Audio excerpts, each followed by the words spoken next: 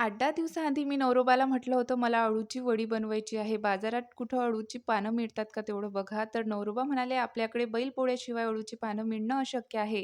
तोपर्यंत विषय काढूच नको." म्हटलं, "ठीक आहे." मग नवरोबाला अचानक बाहेरगावी जावं लागलं आणि तिथं त्यांना अळूची पानं दिसली आणि नवरोबा आठवणीने घेऊन आले. म्हटलं, "चला आता एवढ्या आठवणीने घेऊन आले, तर याची मस्त अशी अळूवडी बनवूया."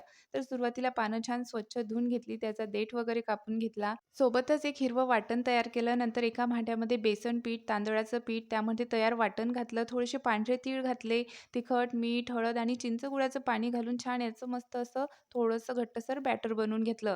नंतर हे बॅटर हे छान पानांना लावून घेतलं आणि याचे मस्त असे 2 रोल बनवून घेतले. आता रोल थोडेसे मोठे होते म्हणून मधून कट करून घेतले आणि वाफेवरती छान शिजवून घेतले आणि थंड झाल्यानंतर याच्या छान अशा वड्या पाडून घेतल्या आणि तेलामध्ये मस्त कुरकुरीत होईपर्यंत तळून घेतल्या. तर तुम्ही पण मस्त अळूची अशी कुरकुरीत वडी बनवून खा. चॅनलला मात्र सबस्क्राईब करायला विसरू नका.